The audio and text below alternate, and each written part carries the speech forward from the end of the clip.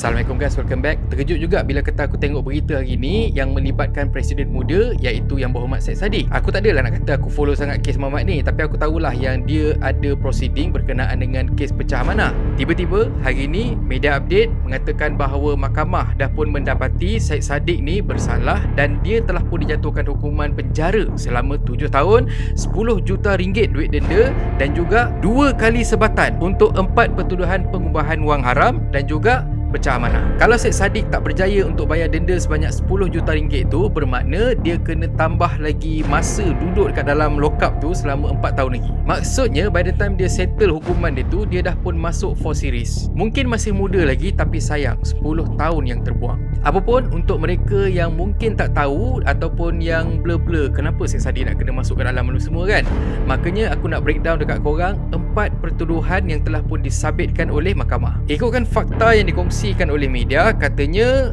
Syed Saddiq 31 didakwa bersubahat dengan bekas penolong bendahari armada iaitu Rafiq Hakim Razali yang diamanahkan dengan dana armada berjumlah 1 juta ringgit melakukan pecah amanah dengan menyalahgunakan dana itu di CIMB Bank Berhad, Menara CIMB KL Sentral, Jalan Sentral 2 di sini pada 6 Mac 2020. Untuk kesalahan ni dia boleh bawa hukuman maksimum penjara 10 tahun dan sebatan dan juga boleh dikenakan denda. Untuk kesalahan kedua pula, Presiden muda tu didakwa menyalahgunakan harta untuk diri sendiri iaitu wang sebanyak RM120,000 dari akaun Maybank Islamic Berhad milik Armada Bumi Bersatu Enterprise dengan menyebabkan Rafiq Hakim melupuskan wang itu. So kesalahan tu dibuat dekat Malayan Banking Berhad, Taman Pandan Jaya antara 8 hingga 21 April 2018 dan untuk kesalahan ni dia boleh dipenjarakan maksimum 5 tahun dengan sebatan dan boleh dikenakan denda.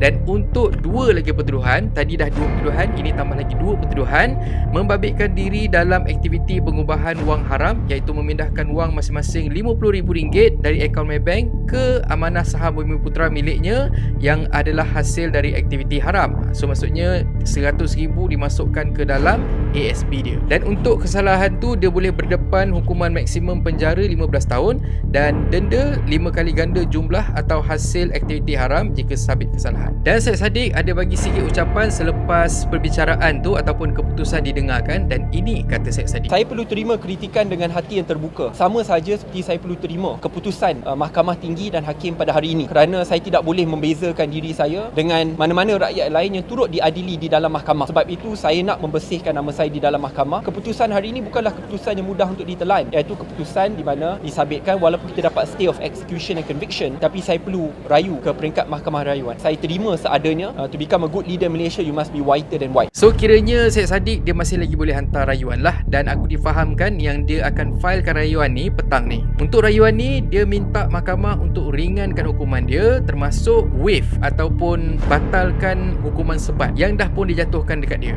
Buat masa ni mahkamah benarkan untuk hukuman ditangguhkan sementara waktu bagi memberi masa untuk Syed Saddiq filekan rayuan dan juga tunggu keputusan daripada mahkamah rayuan. Dia macam mana pun pada pandangan aku lah kan, ini satu perkara yang merugikan sebab pada aku Syed Saddiq ni dia ada kualiti sebagai seorang pemimpin. Cuma itulah mungkin sebab dia muda lagi, lepas tu bila kata tengok akaun tu ada berjuta-juta lemon, so mestilah ada perasaan goyang tu sikit. Cuma macam mana pun pada pandangan aku, keputusan mahkamah ni kita patut jadikan iktibar bukan saja pada Syed Saddiq tapi pada kita semua termasuk aku juga. Kita boleh hina, kita boleh cemuh, kita boleh maki Syed Saddiq sebanyak-banyak, sepuas-puasnya. Tapi persoalan aku, kalau kata kita berada dekat situasi dia, kita berada dekat tempat dia, adakah kita mampu untuk kuatkan diri kita daripada kita tewas dengan pujukan nafsu untuk usik duit tu? Ini masalahnya pergi lepak dengan kawan-kawan. Lepas tu kita tontong duit makan. Bila kata kita pergi bayar duit makan tu adalah balance sikit-sikit, itu pun kita masuk dalam kocek. Ini kan pula kalau kata depan mata kita, kita nampak berjuta-juta. Apa yang bakal kita buat?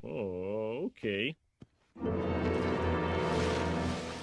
Jadi, keputusan mahkamah dan juga apa yang dialami oleh Syed Saddiq ni kita patut jadikan sebagai panduan ataupun kita jadikan sebagai pedoman supaya kita tak buat perkara yang sama. Kita tahu kalau kita buat ni satu kesalahan besar dan kalau kata kita kantoi, inilah dia hukuman yang bakal menanti kita. Ya?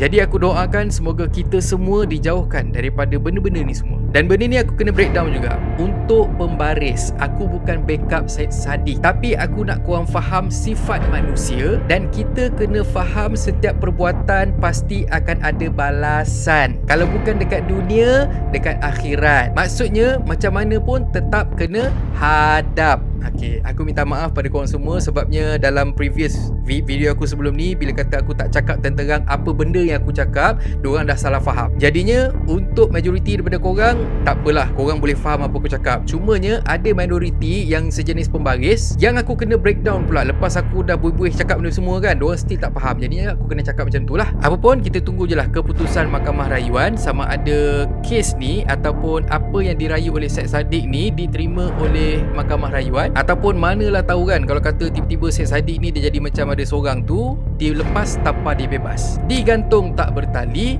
diluah tak terkeluar. Dan akhir kata pepantun, ikan puyuh tepi bendang, badan penyek dipijak kerbau. Jadi ketua tolong orang, bukan jadi tukang sakau. Dan kalau korang suka konten yang ada dalam channel ni, please consider to subscribe. Okay, so thank you very much for watching and have a nice day. Assalamualaikum. Assalamualaikum guys. YouTube ada fungsi baru iaitu Super Thanks. Siapa yang nak belanja aku kopi, korang boleh tekan butang Super Thanks kat bawah ni.